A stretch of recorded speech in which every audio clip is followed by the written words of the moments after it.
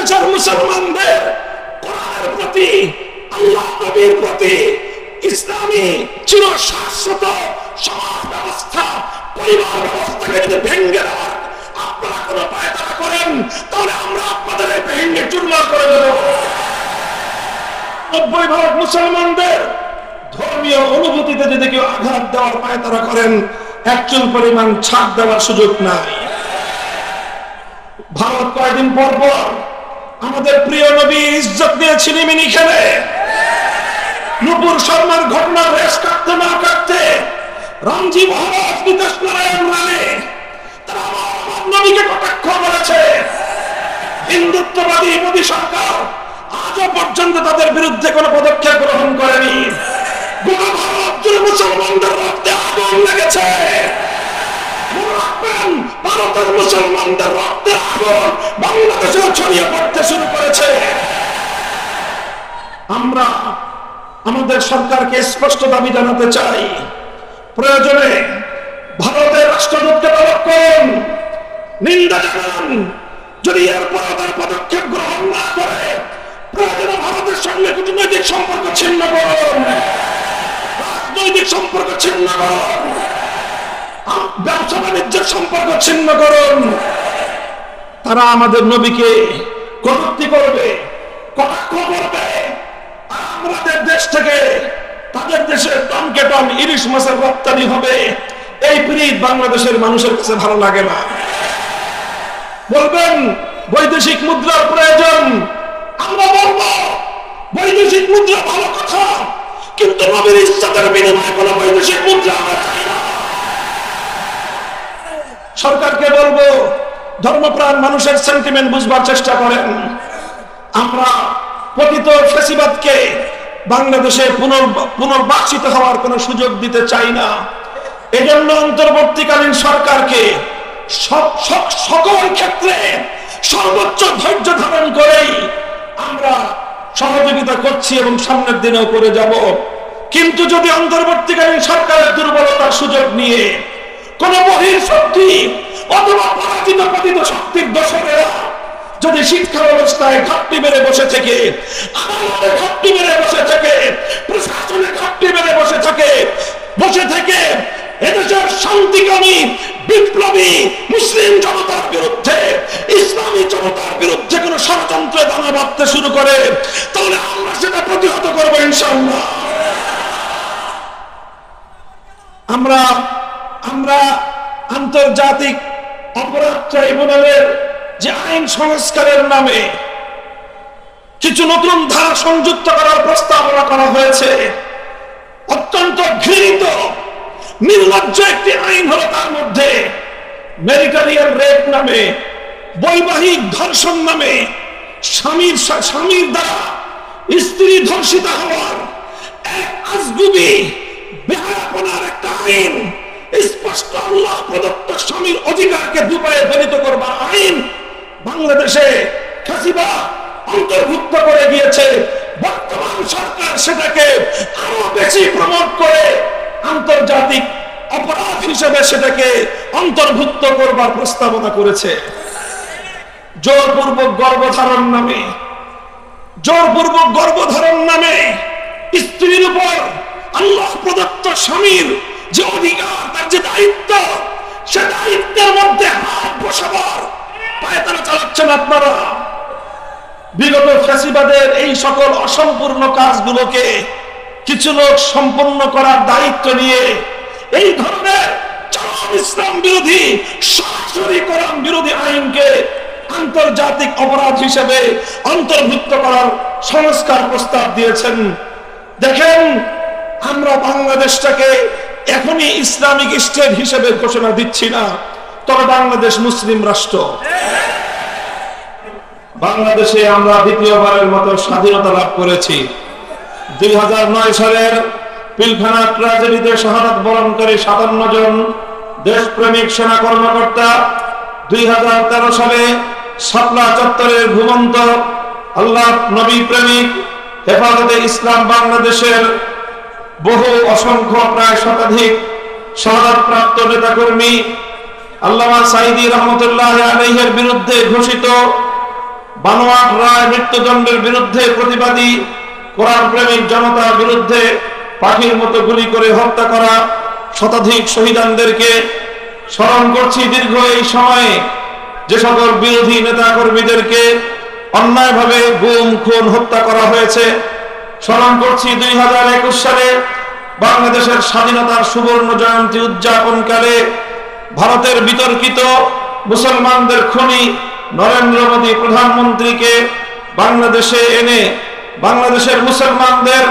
ধর্মানুভূতিতে আঘাত দেওয়ার কারণে হেফাজতে ইসলামের পক্ষ থেকে যে প্রতিবাদ করা হয়েছিল সেই প্রতিবাদে গুলি করে হত্যা করা প্রায় 25 জনের মতো হেফাজতে ইসলামের বীর শহীদানদেরকে। আর সর্বশেষ স্মরণ করছি 2024 সালের জুলাই এবং আগস্ট বিপ্লবে বাংলাদেশের প্রতিটি জেলায় জেলায় খুনি স্বৈরাচারী হাসিনার দোসর হেলমেট লীগ, হাতুড়ি লীগ, ছাত্রলীগ এবং প্রশাসনের মধ্যে ঘাপটি মেরে বসে থাকা দলীয় গুন্ডাদের গুলিতে নিহত 1.5 সহস্রাধিক। সর্বশেষ জাতীয় গণমাধ্যমের সূত্র অনুযায়ী 1581 জন শহীদানদেরকে, যাদের আত্মত্যাগ, রক্ত এবং জীবনের বিনিময়ে বাংলাদেশ আবার দ্বিতীয়বারের মতো স্বাধীনতা লাভ করেছে। সংগ্রামী সাথী ও বন্ধুগণ, আমি আজকের এই সুবর্ণ সময়ে স্বাধীনতা প্রাপ্তির এই দ্বিতীয় বিজয়ের এই সময়ে আমি বাংলাদেশের মানুষকে, বিশেষত আগস্ট বিপ্লবের সম্মুখ সারির সমরনায়ক যারা সেই বীর ছাত্র জনতাকে এবং বিশেষভাবে দেশের আলেম সমাজকে আমি সতর্ক এবং সজাগ করতে চাই। আমি বলতে চাই, বিজয় অর্জন করা যতটা কঠিন, বিজয়কে রক্ষা করা তার চেয়ে বেশি কঠিন। আমাদের অতীতের অভিজ্ঞতা রয়েছে, বাংলাদেশ এমনিতেই স্বাধীন হয়নি। এই বাংলাদেশ নামক 55,000 বর্গ মাইলের মানচিত্র আমরা খুব সহজেই পেয়ে যাইনি। এই মানচিত্র পেতে, এই স্বাধীনতা এবং এই বাংলাদেশের মুসলিম জাতিসত্তার এই অস্তিত্ব লাভ করতে আমাদেরকে অনেকগুলো আধিপত্যবাদী শক্তির বিরুদ্ধে লড়াই করতে হয়েছে।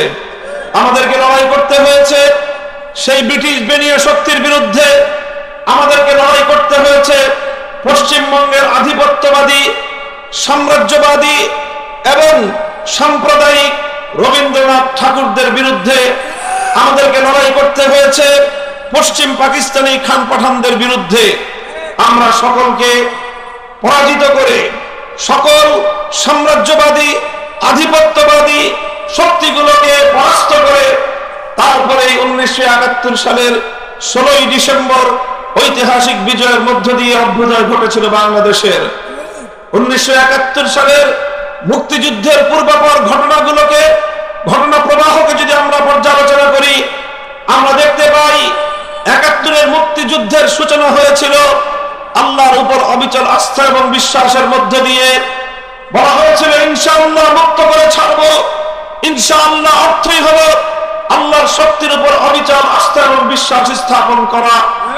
যে সংগ্রাম শুরু হয়েছিল আল্লাহর উপর অবিচল আস্থা এবং বিশ্বাসের মধ্য দিয়ে, যেই স্বাধীনতার সূচিত হয়েছিল একটি অঙ্গীকারের ভিত্তিতে, স্পষ্ট অঙ্গীকার করা হয়েছিল 1970-এর জাতীয় নির্বাচনের প্রাক্কালে বলা হয়েছিল কোরআন সুন্নাহ বিরোধী কোনো আইন তৈরি করা হবে না।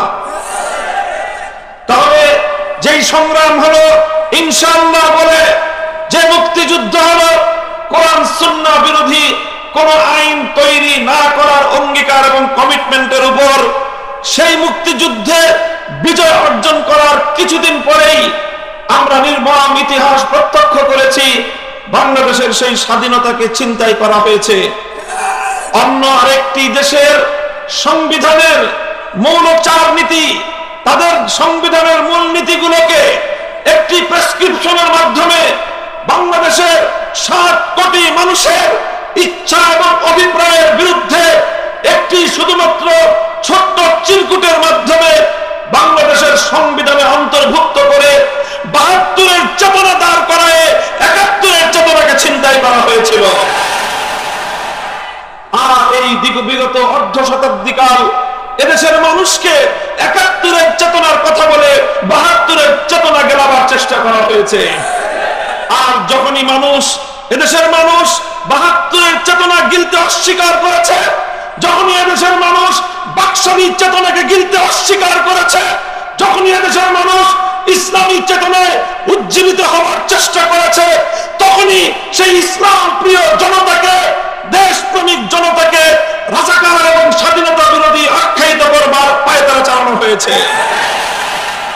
এই পায়তারা চলতে চলতে চলতে চলতে যখন এদেশের ছাত্র জনতা কোটা সংস্কারের একটি যৌক্তিক আন্দোলন নিয়ে মাঠে নামল, এই আন্দোলন ফ্যাসিবাদের বিরুদ্ধে যাওয়ার কারণে ফ্যাসিবাদের নেত্রী, যুগের ফেরাউন, ইতিহাসের নির্মম হত্যাযজ্ঞের নায়িকা, খুন নায়িকা শেখ হাসিনা এদেশের ৪ কোটি আমার প্রাণ প্রিয় ছাত্র জনতাকে রাজাকারের বাচ্চা বলে গালি দিয়েছে। সেদিনই ভাগ্য নির্ধারিত হয়ে গিয়েছিল শেখ হাসিনা। তারা দেশের মানুষকে নিয়ে চিনিমিনি খেলতে খেলতে যখন ৪ কোটি ছাত্রের বিরুদ্ধে সে অবস্থান গ্রহণ করলো, তারপরে আমরা কি দেখলাম?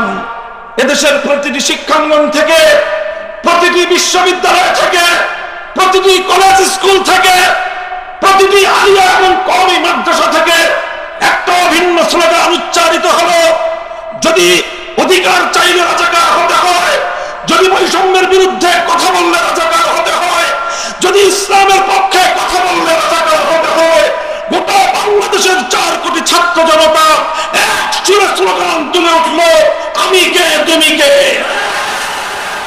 আমি কে তুমি কে। পরিষ্কার ভাষায় আমরা বলতে চাই, ৭১-এর সেই ঐতিহাসিক বিজয়কে, ৭২-এর চেতনা দিয়ে যারা চিন্তাই করেছিলেন, ২০২৪-এর ৫ই আগস্টের ঐতিহাসিক বিজয়কে আবার তারা চিন্তাই করার জন্য নতুন ভাবে পায়তারা শুরু করেছে। আমরা পরিষ্কার ভাষায় আমাদের অবস্থান স্পষ্ট করে দিচ্ছি। আমরা বর্তমান ইন্টারিম গভর্নমেন্ট, অন্তর্বর্তীকালীন সরকারকে আমরা প্রথম দিন থেকে সহযোগিতা করছি, এখনো সহযোগিতা করে যাচ্ছি, আগামী দিনেও এই সরকারকে সহযোগিতা করার ইচ্ছা এবং অভিপ্রায় আমাদের রয়েছে। আমরা চাই বাংলাদেশে সংস্কার হোক, আমরা চাই বাংলাদেশের নির্বাচন ব্যবস্থা থেকে শুরু করে প্রতিটি উপনিবেশবাদী ব্যবস্থা সংস্কার হোক।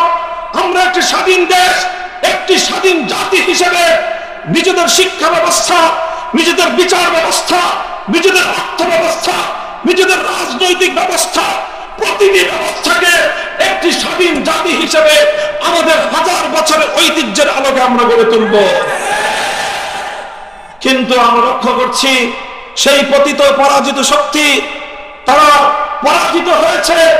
এখন তারা ষড়যন্ত্রের মাধ্যমে পেছন দরজা দিয়ে আবার চট করে বাংলাদেশে ঢুকে পড়বার পায়তারা চালাচ্ছে। ফ্যাসিস্টের দোসরেরা অনেকেই এখনো প্রশাসনের বিভিন্ন জায়গায় ঘাটতি মেরে আছে, বিভিন্ন জায়গায় তারা সেই ফ্যাসিবাদের প্রতিনিধিত্ব করছে। তারা শিক্ষা ব্যবস্থায় বাংলাদেশের চেতনার বিরুদ্ধে বিভিন্ন শিক্ষা কারিকুলাম আমার সন্তানদেরকে জোর করে গেলাবার চেষ্টা করছে। আমরা স্পষ্ট ভাষায় বলতে চাই, কিছু কিছু জায়গা আছে সেখানে আমাদের নমনীয়তার কোনো উপায় নেই, আপোষ করবার কোনো সুযোগ নেই, ছাড় দেওয়ার কোনো প্রশ্ন আসতে পারে না। তার মধ্যে একটা হলো শিক্ষা ব্যবস্থা। আমরা আমাদের মাদ্রাসার শিক্ষা ব্যবস্থার জন্য সরকারের কাছ থেকে বড় ধরনের কোনো বরাদ্দ চাই না, তেমন কোনো সহযোগিতা আমরা অতীতেও চাইনি। আগামী দিনে রাষ্ট্রের কাছ থেকে আমাদের কওমি মাদ্রাসার শিক্ষা উন্নয়নের জন্য আপনাদের কাছ থেকে আমরা কোনো সহযোগিতা প্রত্যাশা করব না। কিন্তু মনে রাখবেন, আমরা এদেশের আলেম সমাজ, এদেশের ইসলামপন্থীরা বাংলাদেশের 90% মুসলমানদের প্রতিনিধিত্ব করে। প্রতিটি জাতীয় ইস্যুতে আমাদের বক্তব্য থাকবে, প্রতিটি জাতীয় ইস্যুতে আমাদের কথা থাকবে। আমাদের বক্তব্য এবং কথাগুলোকে শান্তিপ্রিয়ভাবে যুক্তি দিয়ে অনুধাবন করার চেষ্টা করলে ভালো হবে। জাতীয় শিক্ষা ব্যবস্থায় হিন্দুত্ববাদকে আমরা গ্রহণ করি নাই। শেখ হাসিনার মাধ্যমে শেখ হাসিনা যাদের সেবাদাসী ছিল, সেই হিন্দুত্ববাদী ভারত সরকার আমার দেশের আগামী প্রজন্মকে হিন্দুত্ববাদে দীক্ষিত করবার পায়তারা চালিয়েছিল। এদেশের ছাত্র জনতা ফুঁসে উঠে, এদেশের ইসলাম প্রিয় জনতা বুকের রক্ত দিয়ে হিন্দুত্ববাদকে রুখে দিয়েছে। এখন যদি হিন্দুত্ববাদের জায়গায় কেউ নাস্তিক্যবাদকে চাপিয়ে দেওয়ার পায়তারা চালান, অথবা কেউ যদি পশ্চিমা বিহার সভ্যতার কাছ থেকে সমকামিতার এজেন্ডা আমার এই শাহজালাল শাহ আব্দুল খান জাহাঙ্গীরের বাংলাদেশে আমদানি করবার পায়তারা চালান, আবারও বলছি, বিনয়ের সঙ্গে বলছি, রক্ত দেব, জীবন দেব, যুদ্ধ করব, সমকামিতা বাংলাদেশে আমদানি করতে দেব।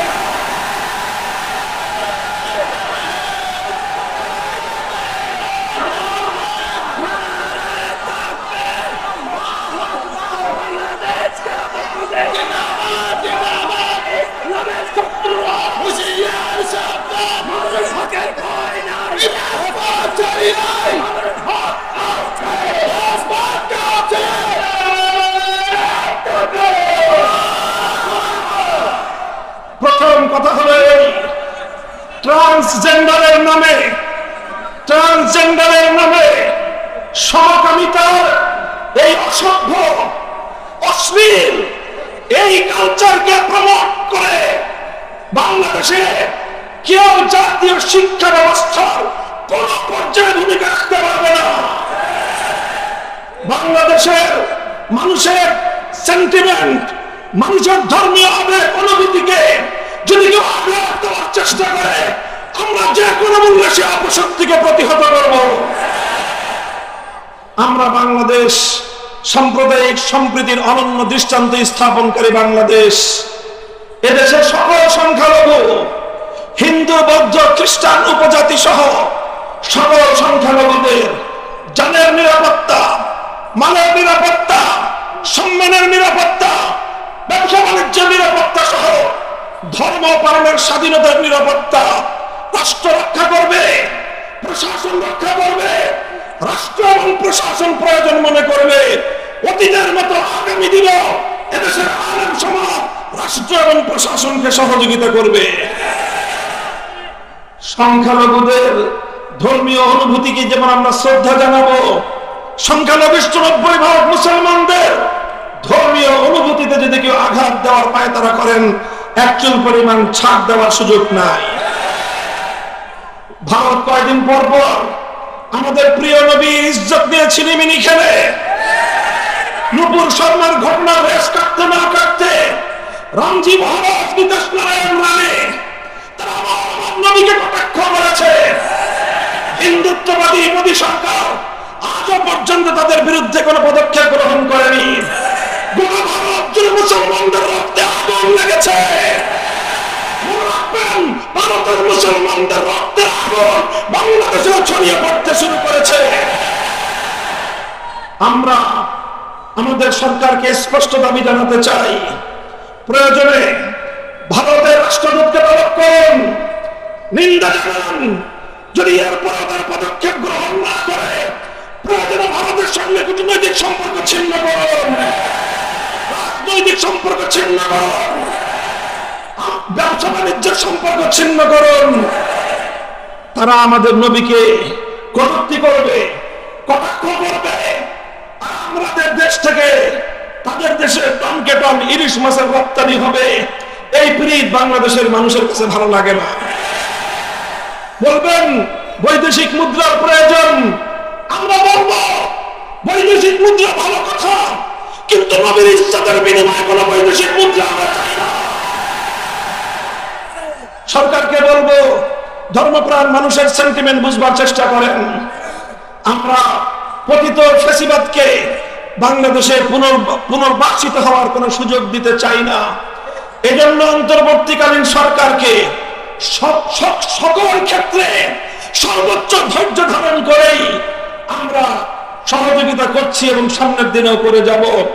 কিন্তু যদি অন্তর্বর্তীকালীন সরকারের দুর্বলতার সুযোগ নিয়ে কোন বহির শক্তি অথবা পরাজিত পতিত শক্তির দোসরেরা যদি শিক্ষা ব্যবস্থায় ঘাটতি বেড়ে বসে থেকে, আদালতে ঘাটতি বেড়ে বসে থেকে, প্রশাসনে ঘাটতি বেড়ে বসে থেকে এদেশের শান্তিকামী বিপ্লবী মুসলিম জনতার বিরুদ্ধে, ইসলামী জনতার বিরুদ্ধে কোন ষড়যন্ত্রে দানা বাঁধতে শুরু করে, তাহলে আমরা সেটা প্রতিহত করবো ইনশাআল্লাহ।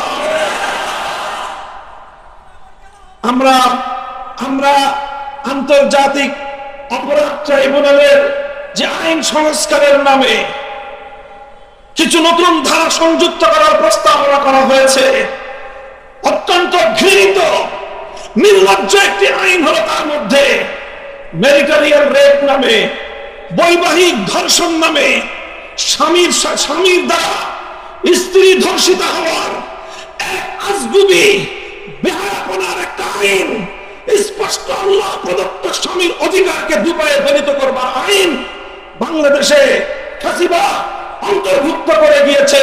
বর্তমান সরকার সেটাকে আরো বেশি প্রমোট করে আন্তর্জাতিক অপরাধ হিসেবে সেটাকে অন্তর্ভুক্ত করবার প্রস্তাবনা করেছে। জোরপূর্বক গর্ভধারণ নামে স্ত্রীর উপর আল্লাহ প্রদত্ত স্বামীর যে অধিকার, তার যে দায়িত্ব, সে দায়িত্বের মধ্যে হাত বসাবার পায়তারা চালাচ্ছেন আপনারা। বিগত ফ্যাসিবাদের এই সকল অসম্পূর্ণ কাজগুলোকে কিছু লোক সম্পন্ন করার দায়িত্ব নিয়ে এই ধরনের চরম ইসলাম বিরোধী, সরাসরি কোরআন বিরোধী আইনকে আন্তর্জাতিক অপরাধ হিসেবে অন্তর্ভুক্ত করার সংস্কার প্রস্তাব দিয়েছেন। দেখেন, আমরা বাংলাদেশটাকে এখনই ইসলামিক স্টেট হিসেবে ঘোষণা দিচ্ছি না, তবে বাংলাদেশ মুসলিম রাষ্ট্র। এদেশের মুসলমানদের কোরআনের প্রতি, আল্লাহ নবীর প্রতি, ইসলামী চিরশাশ্বত সমাজ ব্যবস্থা, পরিবার ব্যবস্থাকে যদি ভেঙে দেওয়ার আপনারা কোনো পায়তারা করেন, তাহলে আমরা আপনাদের ভেঙে চুরমার করে দেব। এই সকল বিষয়ে আমাদের ছাড় দেওয়ার কোনো অবকাশ নাই। কথা বলেন ঠিক না বেঠিক? স্বৈরাচারী শেখ হাসিনা এদেশ থেকে নিপাত হয়েছে সম্মিলিত মানুষের সংগ্রামের মাধ্যমে। সেই সংগ্রামের মূল শক্তিটাই ছিল ঐক্যের শক্তি। স্কুল থেকে কলেজ, ইউনিভার্সিটি, সঙ্গে আমার মাদ্রাসার ছাত্ররা টেকনাফ থেকে তেতুলিয়ায় হাতে হাত ধরে যখন রাজপথে দাঁড়িয়ে গিয়েছিল, সংগ্রামের সময় নামাজের ওয়াক্তে রাজপথে দাঁড়িয়ে আল্লাহু আকবার আযান দিয়ে পিছল রাজপথকে জায়নামাজ বানিয়ে সিজদা লুটিয়ে পড়েছে, দুহাত তুলে খোদার কাছে ফরিয়াদ করে ফ্যাসিবাদ থেকে তারা মুক্তি কামনা করেছিল। আল্লাহর সাহায্যে 5ই আগস্ট ঐতিহাসিক বিজয় অর্জন করেছে দেশের ছাত্র জনতা। এই ঐক্য, এই যে কওমি মাদ্রাসা, আলিয়া মাদ্রাসা, স্কুল, কলেজ, ইউনিভার্সিটির ছাত্রদের মধ্যে যে অভূতপূর্ব ঐক্য সাধন হয়েছে, দেশ বিরোধী, ইসলাম বিরোধী চক্রের মাথা খারাপ হয়ে গিয়েছে। এই চক্র সবসময় আওয়ামী লীগের আশ্রয় প্রশ্রয় থেকে ইসলামের বিরুদ্ধে আঘাত করেছে। এখন আওয়ামী লীগের পতনের পর তারা ডক্টর ইউনূসের উপর ভর করার চেষ্টা করতেছে। ডক্টর সাহেব, আপনাকে কিন্তু আমরা এখনো পর্যন্ত সহযোগিতার উপরে আছি, কিন্তু পতিত স্বৈরাচারী হাসিনার ভূত যদি আপনার কাঁধে চাপবার চেষ্টা করে, সে ভূত আমার জন্য যা করতে আমরা তাই করব। আল্লাহ নবীর ইজ্জতের হেফাজতের জন্য, কোরআনের আইনের ইজ্জতের হেফাজতের জন্য, ইসলামের সম্মান রক্ষা করার জন্য যদি আমার শাপলা চত্বরে যেতে হয়, রক্ত দিব, কারবালা তৈরি করব আমরা ইনশাআল্লাহ।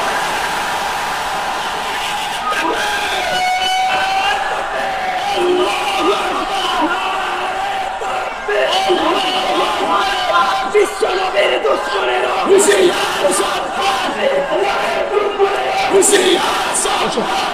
একটি বৈষম্যহীন সমাজ, ইনসাফপূর্ণ একটি সমাজ কায়েম করতে চাই আমরা সবাই। সকলে বলেন ঠিক না বেঠিক? পূর্ণাঙ্গ ইনসাফপূর্ণ বৈষম্যহীন সমাজ গড়তে হলে মানব রচিত কোন তন্ত্র মন্ত্র দিয়ে সম্ভব নয়। এজন্য প্রয়োজন আল্লাহ জমিনে আল্লাহ প্রদত্ত রাজনৈতিক বন্দোবস্ত।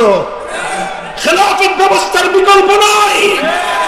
আগামী দিনে আল্লাহর এই জমিনে খেলাফত ব্যবস্থা বাস্তবায়ন করার জন্য খেলাফত মজলিসের পতাকা ধরে শামিল হবেন কারা?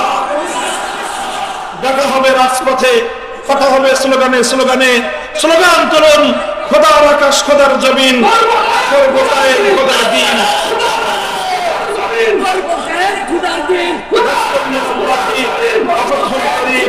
আসসালামু আলাইকুম ওয়া রাহমাতুল্লাহ। বাংলাদেশ জিন্দাবাদ, বাংলাদেশ খেলাফত মজলিস জিন্দাবাদ। ওয়া আখিরু দাওয়ানা আলহামদুলিল্লাহি রাব্বিল আলামিন।